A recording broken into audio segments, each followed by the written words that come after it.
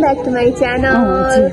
We are going to Manang from Kathmandu from our department, Central Department of Port. ल हामीहरु कहाँ बाटोमा छौं? म त यता छु। हाम्रो बाडी पीडित।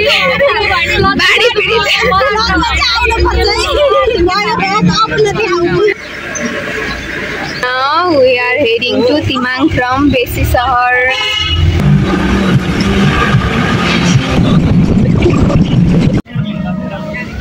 Now we are in Samba Chowk, our national player, our treasure.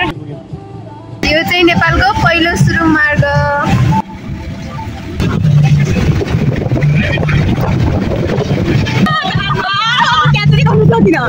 यो हाम्रो के थाहा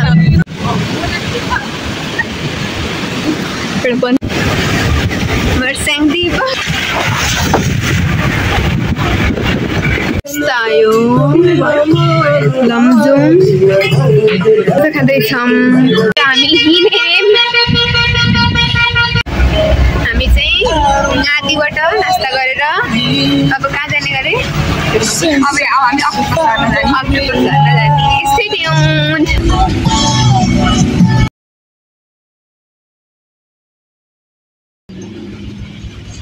Look at the steepness of the road, but worth the traveling through it.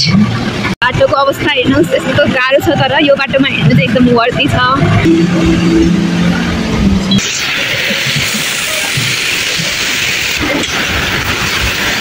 अप्ठ्यारो बाटो छ बाइक लिएर आउने रिस्क कसैले नलिग्नु होला। आइ बा टाउकोमा लाग्यो पहिरो गएको छ यसरी। यो हेर्नु स्वर्ग जानको लागि दुःख पाउनु पर्छ त्यही भएर हामी दुःख पाउँदैछौँ।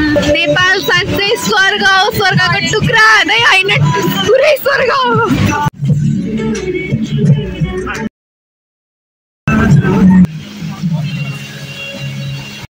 हेर्नुहोस् फर्स्टमा आउने प्यारो भाइ बहिनीहरू ट्रिफन है झर्ना छ ट्रिफन हेर्न लमजुङ आउनु होला।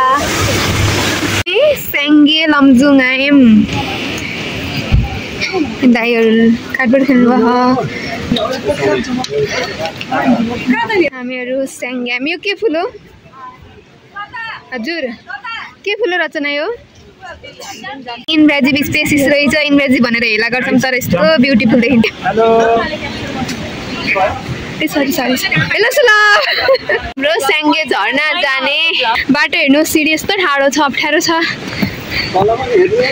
हेर्नुहोस् यस्तो बवाल छ बवाल त्यति माथि भएको झर्नाको पानीको छिटा यहाँसम्म छ guys I am beyond happy today यति बवाल छ यस्तो के मेरो मोबाइलले क्याप्चर नगर्ला तर बवाल नेपाललाई स्वर्ग भनेर जस्टिफाई गर्ने एउटा कुरा यो पनि होला।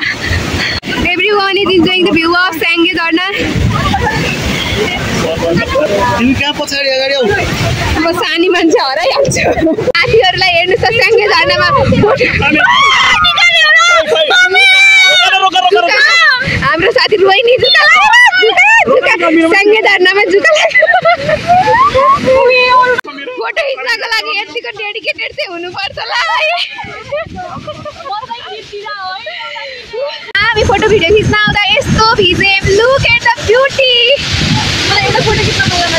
कपाल पुरै भ्यू थियो त्यो पानीको त्यो छिटाले मात्रै वहाँ परकोले पनि फाइनली हामी स्याङ्गे झर्नाबाट झरेर तल आयौँ स्याङ्गेबाट हिँड्ने त्यो अगाडिको पनि हाम्रो साथीहरूको गाडी हो यो चाहिँ हाम्रो गाडीमा हामी यो जगत हामी अहिले बुङ झर्ना BOON बुम साथीहरू आउँदै हुनुहुन्छ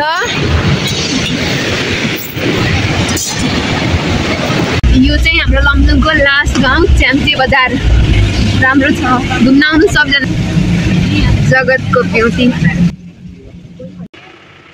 बाटोमा आउँदाभरि सानो झर्ना त हामीले कति धेरै देख्यौँ ठुलो झर्ना पनि देख्यौँ मध्येको सबभन्दा राम्रो सबभन्दा ब्युटिफुल मेस्मराइजिङ अक्टोपस झर्ना दाइले चाहिँ हामीलाई यस्तो राम्रोसँग गाइड गर्नुभएको छ सबै कुरा बताइदिँदै हजुरहरू पनि आउनुभयो भने दाइले बेसी सहरदेखि हजुरहरूलाई रिसिभ गर्नुहुन्छ मैले दाइको नाम र नम्बर राखिदिन्छु है त थ्याङ्क यू दाइ हजुरलाई। तल खोला छ खोलाको पारिपट्टि मनाङ छ अनि यो चाहिँ लमजुङ हो खोलाले चाहिँ लमजुङलाई र मनाङलाई छुट्याएको छ। अब हामी आयो मनाङ जिल्ला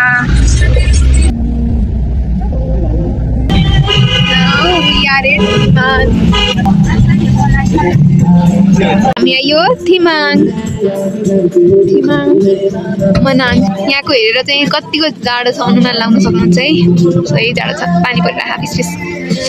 उस दाइले सामान झारिदिँदै हुनुहुन्छ। मैले दाइको नम्बर चाहिँ मैले डिस्क्रिप्सनमा राखिदिन्छु। एभ्रिवान ग्रुपको साथीहरू पनि आइसक्नुभयो।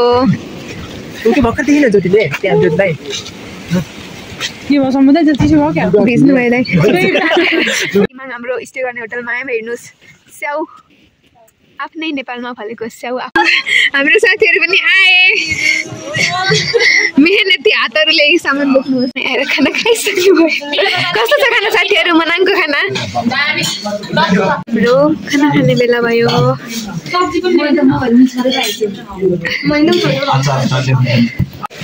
तिमाङमा आएर खाना खाएर आज कलेक्सनको लागि जादु बनेर रेनकोट लाएर म पनि लाउनेवाला छु।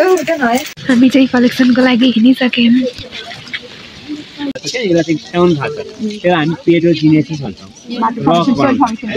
जाडो छ धेरै। मनाङमा पानी परिरहेको छ, तुवालो लाग्छ, चिसो छ, तर पनि हामीले कलेक्ट गरेछौँ। उल्टामा अगाडि बढिरहेछ। हामी यहाँ जादु भएर हिँडेछौँ। मैले चाहिँ मेरो जादु खोलिदिइसकेँ। Can assume the coldness over here by watching this.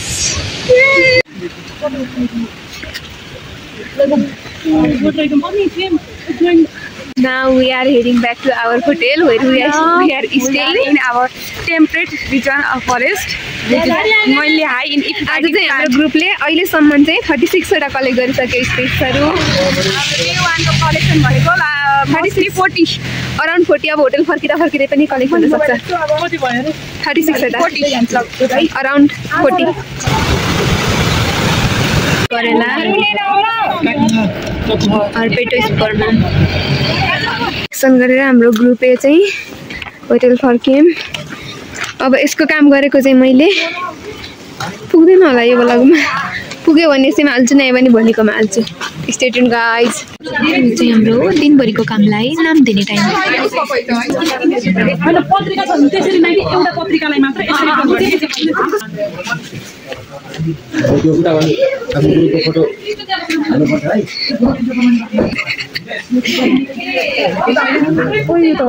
खाएर भ्याइसकेँ मैले। यहाँ साथीहरूले मात्रै खाँदै हुनुहुन्छ।